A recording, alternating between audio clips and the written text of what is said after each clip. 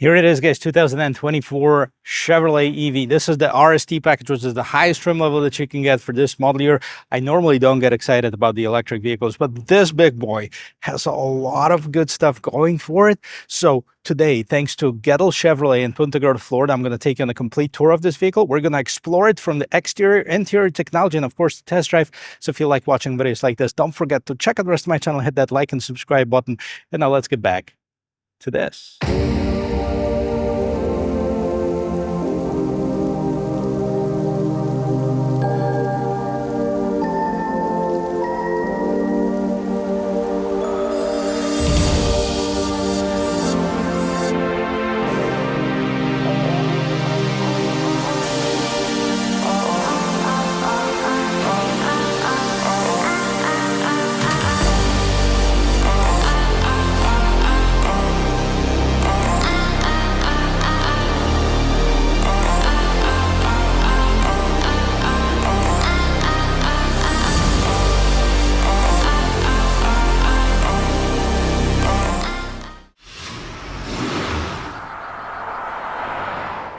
So here it is, guys, the first ever Chevrolet Silverado EV. Now, the first ones came out about a year ago, but they weren't available to the general public. You can only order it if you were a fleet. So the fleet ones were work trucks, the 3WT and the 4WT, pretty stripped down. I've seen a few of them actually at the Hertz rental car agencies. They had them as their fleet vehicles. Nothing special about them. They didn't really look good. They didn't have anything on the inside. The wheels were kind of small. I didn't really pay too much attention on it.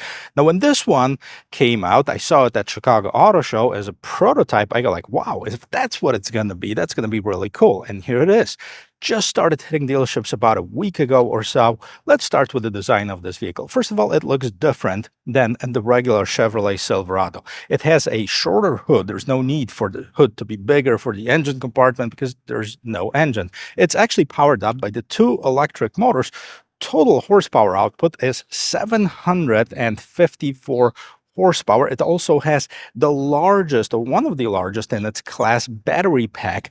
The usable battery is about 215 kilowatts, and then it charges really quickly. If you have access to the DC fast charging, you can get 100 miles in this vehicle in about 10 minutes. This is incredible. This is one of the things that I've been complaining about the electric vehicles, that you can't charge them fast enough. Well, with this one, it might be a game changer. It also doesn't sacrifice any of the payload towing capacities, but we'll get into all of this in the later portion of this video. Start with the design. As I mentioned, shorter hood. You have this grooves in the middle. You have this indent in the middle for better aerodynamics. And as you can see, you have this light that glows. This is so popular. It's seen pretty much on all of the electric vehicles, that LED light strip right here in the front. Your regular headlamps are down here below. A lot of open spaces for better aerodynamics of this vehicle, because even though it is a pickup truck, it's also a performance vehicle. Can you believe this vehicle can go 0 to 60 in about 4.1 seconds, weighing 9,000 pounds? This is crazy. Now, let's talk about functionality of it. Obviously, we don't have the engine compartment in here, but we do have a frunk. Press the button twice on the remote and the frunk opens up, giving you just over 10 cubic feet of cargo space. Let me give you a close-up of it. And even though it might not be as big as on the Ford F-150 Lightning, which gives you about 14 cubic feet of cargo, it still has plenty of space to put a couple carry-on suitcases, maybe one big one, whatever you want to store away from the side. Right here, you also have a button in case you get locked up in this tiny space. And here's your power outlet. This, speaking about functionality, let's take a look at the numbers. 120 volts, 20 amps, maximum 2.4 kilowatts, okay? So 2,400 watts, basically, to translate it. It's huge. You can power up your entire campsite if you wanted to. We have the charging cable, so you can connect it to your household outlet, I believe. And of course, it's going to take a lot longer to charge it. Yes, you have two plugs, one for 240, one for 110, depending on what kind of setup you have at your house. And of course, you can close it, power close on here. As far as the grille, there's basically lack off, like most of the electric vehicles. It's all covered up. Big Chevy bow tie RST on the side. Down here at the bottom, we have the front view camera. and a lot of pass-throughs, as you can see, for the air to go through this vehicle. Now on the side here, let's check this out. There's a cool look to this vehicle. It kind of reminds me of the Chevy Avalanche that we've seen in the early to the mid 2000s. I believe the last one came off the production line in 2013. So the Silverado EV sits on its own platform, the Ultium platform made especially for the electric vehicle. It is a large pickup truck, 233 inches in total length, about 145 inches as far as the wheelbase. So it's big. It weighs 9,000 pounds. And let's check it out. As far as the wheel and tire, this has one of the largest production wheels that were put on the Silverado, 24-inch wheels. I like the setup of it. I kind of wish that there were 20s with a bigger sidewall, but that's just me. Some people like it too. It has an adaptive suspension, of course, a big disc brakes right here and back, and everything is color coordinated. So you have the wheel arches, you have the door handles, mirror, etc., all in this nice black color in this particular case. We have the side steps here at the bottom, Silverado with the blue E indicating it's an electric vehicle. Turn signal, side view camera, blind spot assist. We have the smart entry system. Push the button as long as the key is somewhere on. He's going to lock it or unlock it. And we have those buttons on all four doors. Now, check this out. Right on top, there is a huge glass roof. It doesn't open, but it lets a lot of air inside of the light inside the cabin, I should say. And we have a usable bed actually on this vehicle. I'm going to talk about it in just a second, but here are the lights. Here's also the charging port right here. Open it up. Here's your charging port. Plug it in. As far as charging, DC fast charging, as I mentioned, you can, in 30 minutes, you can go about 300 plus miles. By the way, the total range of this vehicle, about 440 miles range out of this battery pack that we have. So this is one of the longest ranges out of all the pickup trucks. And here are the lights, big lights, nice, bright, visible, all LED lights, of course. Let's blink them right here. There you go. You have the reverse lights, you have the turn signals, everything is right here. On top of the gate, we have the camera. We also have the two buttons to unlock this gate. Silverado EV on the left-hand side. On the right-hand side, you have the RST. And on the corners, you have those side steps, help you reach inside of the bed. We also have the tow hitch. It has 10,000 pounds towing capacity, which is really good for an electric pickup truck. And press the button on the remote twice. This, by the way, your standard GM remotes. It's going to open up the gate, and 5 foot 11 inches. That's basically the size of it. Now it can be extended. I'm going to show you that from the inside, but you can see this gate, the mid gate over there opens up, extending this bed to almost 10 feet. So if you have something longer, like an 8-foot 2x4s or anything like this that you need for the construction site, you can definitely slide those in. I'll show you how it's done. Now, here's your power station over here. Let's check this out. So we have 240 volts, 120 volts, 120 volts. These are your regular outlets. So if you are powering up a construction site, campsite, and thing like this, you can definitely do that. Here's your power button. You also have the illumination. I'm not sure what these buttons do, but you also have the illumination inside of the bed. This particular one has a tonneau cover. The glass can be removed inside of the cabin, and up on top of the cab, you have the extra illumination, third brake light, and another rear view camera. So I'm going to check that out.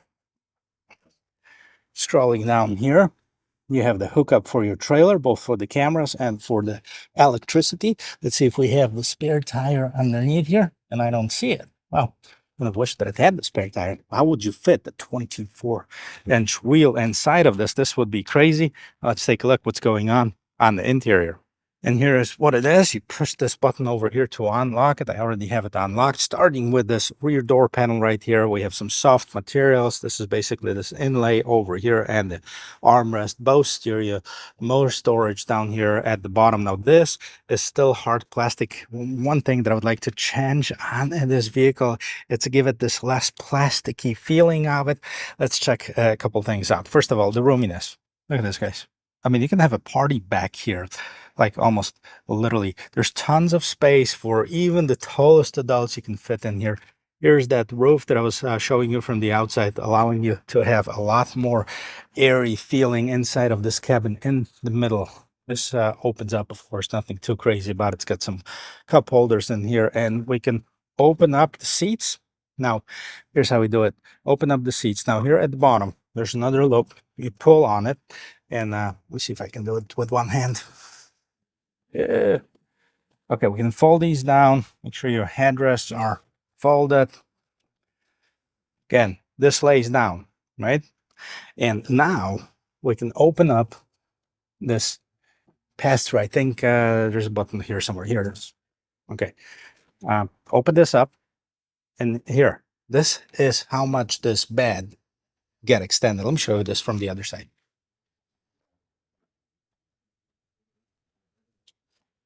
Boom. How about this, guys? This is almost 10 feet. Like I said, if you have 2x4s, if you have some longer materials that you need to carry, this is a perfect solution. Now, you can do it either with the 60 split or the 40 split or both all together, depending how much stuff you have. But that's not it. Here's another thing that you can do. And I'm not going to do it because I only have one hand available, but you can unlock this rear window and basically take it out. This whole window comes out. There's it doesn't fold in, it doesn't open. You can basically pull on those two latches, like right here, one and then one on the other side, and remove the glass. All right, so close this, put the seat back on, boom. Even with one hand, you can fairly easy do it. Let's see what else we have. So in the back, you can see that the rear seats are heated as well. You have, again, another power outlet. Wow, yes, another 120 volt power outlet, two USB type C ports, no rear AC controls, but I mean, it has the fan, so that's a big plus. I'm gonna jump inside. I'll show you how much room we have in the back. And check this out. First of all, how wide this door opens, okay? Allowing you to have plenty of room to get in. You have a grab handle in case this wasn't enough for you. And I'm almost 6 feet tall. Check this out. I mean, not even close. I can move this seat another 6 inches or so and still be comfortable. I have plenty of headroom, plenty of shoulder room. There's ample space in the back here, probably the biggest and out of any pickup trucks that I've tested so far, and it feels nice and comfortable as well. Let's see what's going on in the front. And before we get inside, let's see if they sacrificed any quality by listening to the sound of the closing door. Boom. That is actually very nice and solid in here. And the front door panel, similar situation as in the back. We have an additional 2 memory seat settings. We have the lock and unlock mirror window lock controls, both stereo, more storage here. Of course, the power seats on both driver and passenger sides. We have a bit more storage on the side of this console. And check this out. I like this trimming over here. We have the contrast stitching in blue and red, like we've seen on a lot of the RS trims with the Chevrolet. And then we have this red inside of the vents. Okay, on the left hand side, yes, it has the adaptive suspension, and you can raise and lower this vehicle by a few inches. You have the electronic parking brake, lane keep assist. You can open the front, you can open the rear gate in here, and this of course is the dimmer. You have the tow gain and tilt and telescoping steering wheel. This is all power, guys. Let me jump inside. I'll show the rest of this interior. And here it is, guys. Now, this is where it's not looking anything like the Avalanche, which basically had no screens. It was an outdated technology anyways. On the right-hand side, big vents. Now, we have this neoprene, I believe, material that we've seen. Contrast stitching. Again, this red and blue. This is nice texture and kind of soft as well as far as the rest of the dashboard. We have huge head-up display, and everything here is electronics, right? Right now it says the mid gate is open. I probably didn't lock it all the way, but I will do that in just a second. Let me just dismiss it, and let's take a look at what we have. First of all, the steering wheel. It has all of the newest technology from GM, including the smart cruise control. It has the attention assist. Now, I'm not sure. There's no power button here because as soon as you get inside of this vehicle, you have the key with you. It basically comes alive, and then all you have to do is buckle up and put it in gear. RST at the bottom here on the left hand side, you have the cruise control, you have the adaptive cruise control, you have the smart cruise control. All right, here's your regen button. So depending on how you drive, you can put more energy into the battery so it's charging as it drives as well. You have the heated steering wheel, a menu button to see what's going on. in this instrument cluster, which we're going to check out right now. So right now we have the date, time, and battery is about 78% charged right now. Audio unavailable. You see who's buckled up but who's not. And it still has 350-mile range on 78% of battery. So, I mean, you have other screens that you can see, so it's customizable in here. Like in this particular case, you have the speedometer on the left hand side, you have the kilowatt usage on the right hand side, and then we can put the navigation, maintaining all the important information right here at the bottom. And the vehicle's got 12 miles on, so it's a brand new one. Now it's had the adaptive cruise control, and we can go back to this minimal screen that basically just shows you the speedometer. And you can have more options on in the instrument cluster, or in the head-up display, I should say, up on top.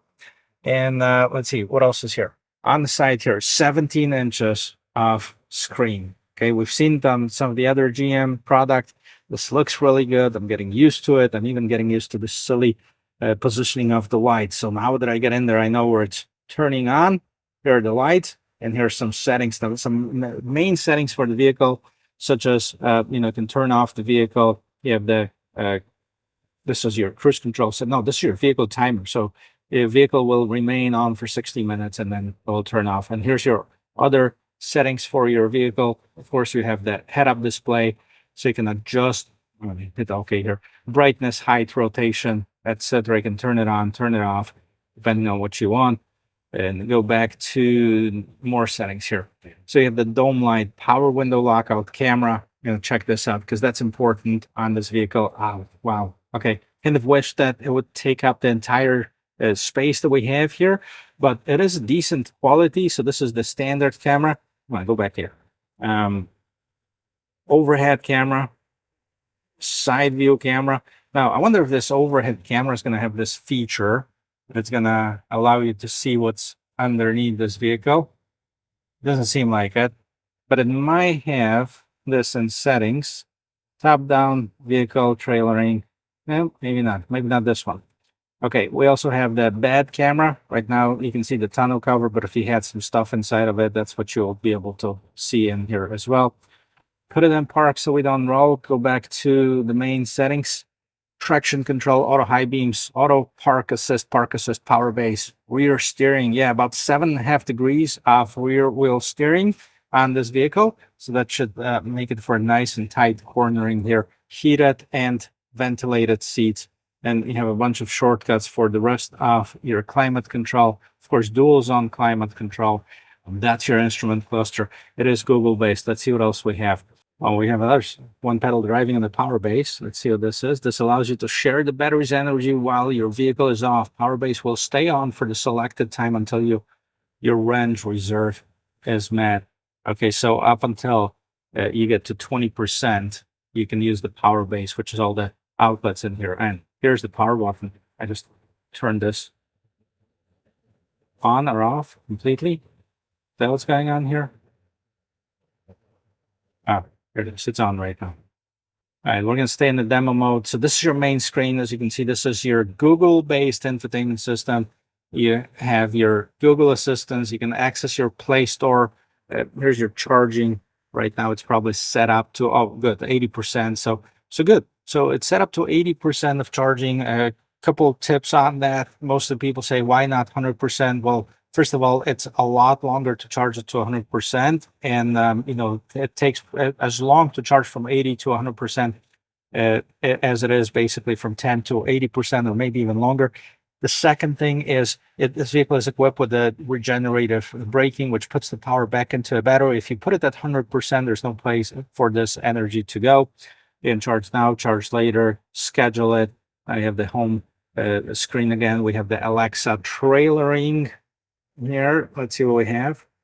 Add a new trailer. Okay, use a gas trailer, etc. Back to home screen. Oh, drive modes. That's kind of important, right? So we have the My mode, normal, off-road, tow, and haul. And what is this? Is that the Wow mode here? I know it has the wide open watts mode, which is the most sportier mode. Let's see if we can figure out where it's at. This is your trailering mode, off-road, normal, My mode. I'm just not sure how to get to it. All right. Well, we're just going to leave it at this and go back to the home screen settings, auto park assist, climate, Wi-Fi hotspot, camera. Now, audio, maps, phone, my Chevrolet. Let's see. As far as the phone, okay, no phone paired. Does it have Apple CarPlay and Android Auto? It doesn't seem like it does, but again, guys, correct me if I'm wrong. I know a lot of you that are watching this video is just to say, to see if you know more about the vehicle than I do. So here's your chance. If it does have Android Auto, Apple CarPlay, let me know. Here's your Google Maps. Here's your audio right here, sources, AM, FM, Sirius XM, Bluetooth, podcasts, etc. Again, your navigation. We don't have this set up. No phone is paired. And back to the controls. Very nice setup, big visible screen, lots of room on the inside of this vehicle. Scrolling down here, you have your climate control settings. So this is your temperature control. If you don't want to mess around and push the buttons on the screen, you do it from here. Your fan control, rear window defroster, max, front window defogger. Here is your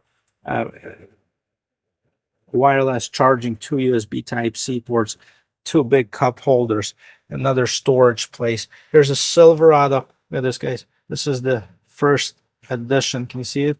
First edition Silverado. Very nice. This, of course, opens up, and here we have like 5 gallons of space in there. Tons of room, another USB Type-C port, and then scrolling up on top, we have this digital rear view mirror. Kind of small though. They have the same tiny mirrors. This is my, pet peeve with a lot of those GM products. They have these tiniest mirrors out of all of them.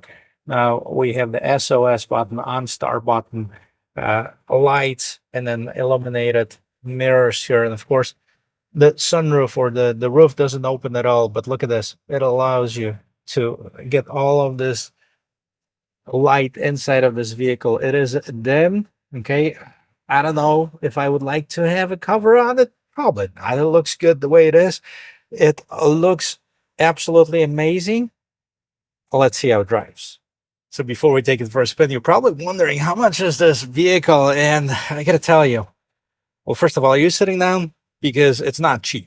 The first edition RST, four-wheel drive, all of them, by the way, are four-wheel drive. They have the 2 electric motors, and that makes it electronic four-wheel drive. $96,495. But there's going to be a lot of buts in here. I know some of you are going to jump on it and says, hey, it's a $100,000 vehicle. And tell me, please, how much is a Tesla Cybertruck? So, all right, now that we got it out of the way, it is in range with the rest of the competition. Yes, I know some of the Ford F-150 Lightning are starting in the 50s, maybe even 40s. So they are substantially cheaper. However, they have about 300 horsepower less. They can't tow as much, or at least the range goes down to nothing once you start towing with that. I was really excited about doing the Ford F-150 Lightning when they first came out. I really liked the idea of it. And I like the idea of this one as well. But I think this one feels tougher. This one feels more truck-like. Okay, it's a big truck, right? 233 inches in length, 9,000 pounds weight, but it has the utility portion that I know some of the other competitors are lacking. First of all, the 10,000 pound towing capacity. Now, look, before we get to the details, let's go and see if we can make a circle here. I don't think I'm going to be able to make the whole thing. Oh, yeah, I am. Listen, this is very nice, especially with this rear wheels steering. It produces this droning noise. That's one thing I don't like. I'm pretty sure there's a setting here that can turn this off. Let's see, one pedal driving. Okay, we're gonna turn this off. I don't like this actually. I like the regular driving, just like in the regular pickup truck. It feels very sturdy. You sit up higher. You have a great visibility, big mirrors. big windshield, the rear view mirror, that's camera, so you have that monitor in the rear view mirror.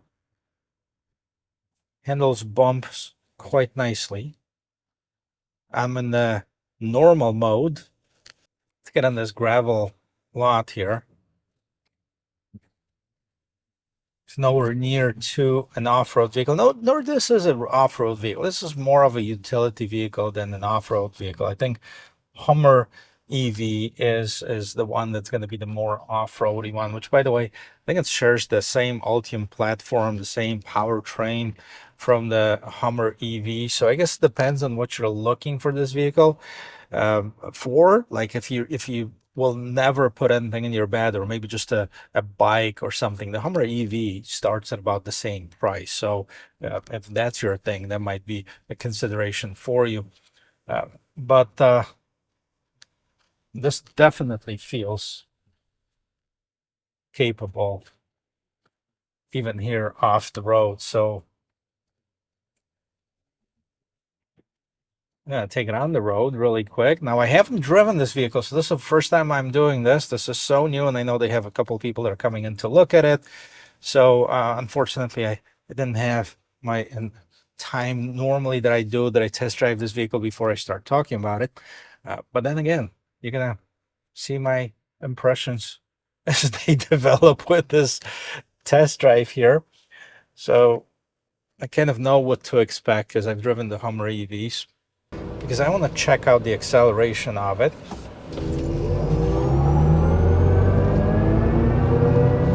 And of course, it's incredible. It's crazy to have a vehicle that weighs that much go that fast. That creates a whole other issues, as far as people who have no business being in this vehicle trying to race it, trying to do some silly stuff, and causing a lot of damage potentially to other vehicles. Therefore, you might want to check with your insurance agent. But I've heard the insurance on these is ridiculously high. Not only on this in particular, but on many of the electric pickup trucks, just because they weigh a lot, they're super fast, and they're big, so they can create a lot of damage to other vehicles. And here we go again, guys. Wow, this flies, and this is not even in this wow mode. Now you noticed, and I'm not sure here, this is just my speculations, but on the Hummer EVs, we had the WTF mode. That's watts to freedom, not the other WTF. And I'm pretty sure that some people complain, and maybe it was not politically correct. So just like everything in this world needs to be civilized. So now we have the wow mode, which is wide open watts here, which I quite honestly, I don't know how to turn it on. And, I don't have a space here to test it out anyway. So it's about 4.5 seconds, 0 to 60 with this wow mode on the pickup truck. But overall, drives really nice. It feels good. It's got tons of space. It's got tons of technology. If the range is true, which I'm pretty sure there's already videos on YouTube, people driving it until it dies. So I know that there's some people having it, they either bought it or they have it as a long-term vehicle for their review, and they drove it hundreds, if not thousands of miles. So, if that's the information that you're looking for, I'm sure those videos are out there. Mine is strictly first impressions of it, what I think about it, and what the specs are on this vehicle. So it's gonna there's gonna be more information about it as far as whether you can really tow 10,000 pounds with it, and how much it's gonna affect the range of it. Whether it's really gonna be as fast as they say it is, whether it's really gonna get the range that it does, or the payload, which by the way is 1,440 pounds, which is not bad at all. Again, this electric drony noise is driving me crazy. I'm pretty sure my microphone's got super nice noise insulation, and so I can't really explain to you how it is, but it's kind of like having something that's buzzing, and I don't like that. No, I don't even see it. I have universal remotes, auxiliary switches, lights, doors, windows, drive and park. I have everything else but the ability to turn this off, which kind of wish I did. But to sum it all up, I think I'm really excited about this vehicle. Well, first of all, they don't make a big stink about this as a savior of the earth, because I know by now a lot of people realize that having an electric vehicle does not affect positively, does not affect the environment as much as they think it does, because there's a lot more that is going on into just not having a tailpipe emissions, into the exploitation and production of the electric vehicle as well. So I'm glad that we got this out of the way. Now they're calling it a zero tailpipe emission, which it is. It's great. But what I'm excited about is the technology that comes with it. And the technology develops rapidly. As far as the first EVs, you'd have to sit at the charging port for a couple hours in order for it to charge up completely to get a couple 100 miles. And, for most people, this would not fit their lifestyle, especially if you're looking at work trucks, pickup trucks, something that you're going to use for business. I get it. If you are buying an electric vehicle and you're going to office, which is 10, 15 miles away from home, you don't really care about the range because you're not going to use it. But if you are using this truck for work, like in case of a Silverado, or I know I don't think about Tesla as a pickup truck, even though technically it is, but most of the people are not going to use that for work.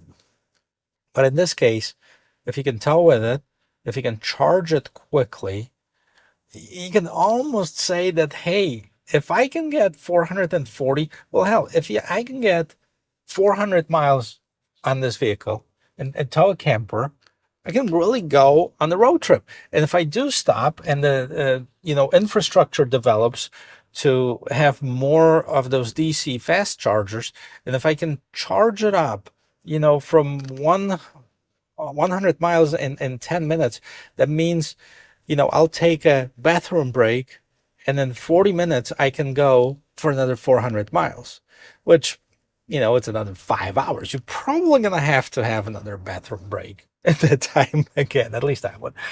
Well, guys, thank you very much for watching. I hope this video is helpful, and I hope you learned something about this brand new Chevrolet Silverado EV RST. And if you did, don't forget to check out the rest of my channel, hit that like and subscribe button, and I'll see you in my next video. Cheers.